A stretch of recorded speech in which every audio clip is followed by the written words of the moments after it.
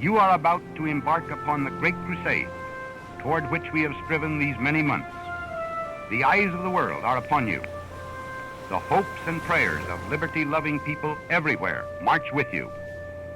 In company with our brave allies and brothers in arms on other fronts, you will bring about the destruction of the German war machine, the elimination of Nazi tyranny over the oppressed peoples of Europe, and security for ourselves in a free world.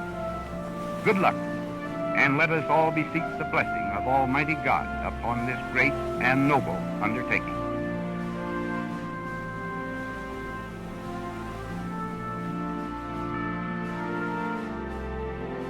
June 6, 1944, one of the most important and identifiable dates of the 20th century.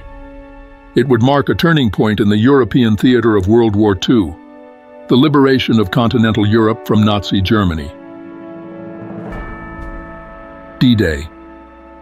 Under the command of General Eisenhower, Allied naval forces, supported by strong air forces, began landing Allied armies this morning on the northern coast of France.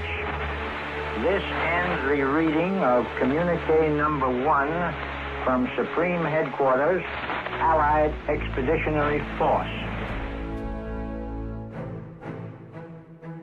Codenamed Operation Overlord, the effort was orchestrated by Supreme Allied Commander Dwight David Eisenhower, who had the unenviable task of coordinating the most complicated and riskiest military operation of that or any other war, with the fate of the world hanging in the balance. Contrary to popular belief, it was never a foregone conclusion that the four-star general would actually lead such a monumental effort. As late as 1939, Lieutenant Colonel Eisenhower was a mere bit player in the United States' preparation for the looming conflict across the ocean. With nearly 400 generals who outranked Eisenhower, few would have predicted that it would be the 49-year-old career administrator, a man with no battlefield command experience, who would lead the most pivotal military operation of the 20th century.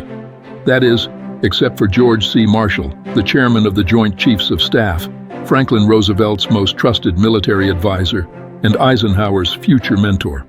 Though he barely knew Eisenhower, Marshall saw in Ike both a diplomat and strategist, a disciplined and decisive leader who could bring the Allied fighting forces together and harmonize them as one. When he plucked Ike from obscurity to be a key strategist on his war staff in Washington following the Japanese invasion of Pearl Harbor in December 1941, even Marshall couldn't have predicted how quickly the resourceful Eisenhower would ascend the ranks. Marshall grew increasingly reliant on his now protege to aggressively prosecute the Allied effort. In 1943, President Roosevelt surprised everyone when he tapped Eisenhower, and not George Marshall, to be the supreme Allied commander in Europe, the person responsible for dismantling the Nazi war machine once and for all. FDR's intuition, of course confirmed by later successes, was that Ike was best suited to lead the Allied coalition's full frontal invasion of France. The Tunisian front, a quagmire of mud. Here, the Commander-in-Chief, American General Dwight Eisenhower, discussing plans for the final offensive. Always to be found where the fighting is heaviest, General Eisenhower has won the admiration and respect of his officers and men. Here is a general trained to fight a mechanized war.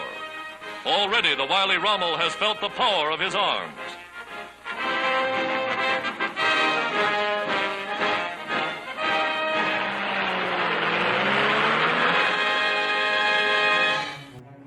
Soviet dictator Joseph Stalin had been pleading for a second front in France almost as soon as the Nazi forces invaded Russia in June 1941.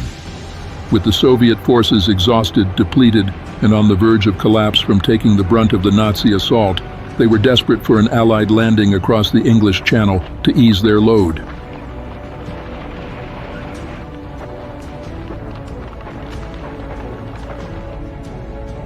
Talk of a second front in Europe picked up steam at the Quebec Conference in August 1943. With FDR pressing the issue, Churchill reluctantly consented to the eventuality, though he hoped he could delay the timing, of a coastal invasion of France, doing so with strong reservations about the likelihood of success. The decision was cemented at the Tehran gathering in December of that year. It was there that Churchill and Roosevelt first informed Stalin of Operation Overlord, though they provided few details about the location, timing, or who would even lead the critical expedition. Stalin was critical when the two refused to name a commander. Then nothing will come of these operations. Who carries the moral and technical responsibility for this operation? Planning for the liberation of Europe would begin in earnest in the winter and early spring of 1944. The scale and logistical complexity of the operation was beyond anything ever conceived in the history of warfare, and it would take all of Eisenhower's genius to pull it together in a matter of only months. Even as late as then, there wasn't total consensus among the Allied leadership that a risky and unprecedented coastal landing in France was the best way to go. British Prime Minister Winston Churchill, for one, still harbored many of the reservations he had been carrying for years about an amphibious assault of continental Europe. It was too risky, too complicated, likely to fail. While he acquiesced to the planning and was outwardly supportive in meetings, in private, he lamented the untold lives it would cost. I then realized for the first time that Mr. Churchill hadn't believed in it all along and had had no faith that it would succeed. It was quite a shocking discovery, Eisenhower would confide in his diary a month before the invasion. But if unconditional surrender was the ultimate goal, the road to victory would have to go through Paris. There was no way around it.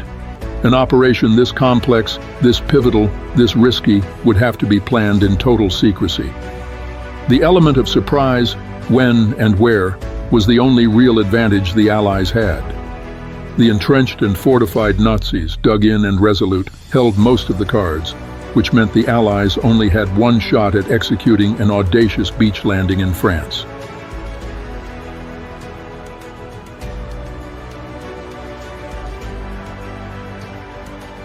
Debate raged over the best landing spot for Overlord. Pas-de-Calais, Brittany, the Cotentin Peninsula, Normandy. With its sloping sandy beaches, it offered more receptive, though still harsh, terrain for an amphibious landing. Its proximity to the Isle of Wight with its naval ports and railways in southern England made for convenient troop and supply transport and staging for the impending armada.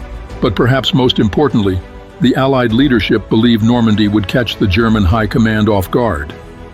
Hitler and his general staff suspected the landing would come at Pas-de-Calais, the closest point between France and England, and a seemingly natural place for a cross-channel expedition. And to that end, the Allies made sure of it with Operation Fortitude, the elaborate and well-documented deception campaign of phantom armies and phantom movements that all but convinced the German high command that the main thrust would be in Calais. The deception subterfuge had worked. The weather was a different story, the one variable that Eisenhower and his staff had no control over. Planners had to factor tides, the time of day, and the phase of the moon, with satisfactory conditions for a landing occurring only a few days each month. With such a narrow window for launch, precise weather forecasting could make or break the Allied effort. Group Captain James Stagg of the Royal Air Force, Eisenhower's chief meteorologist, played a pivotal and underappreciated role in the story of D-Day.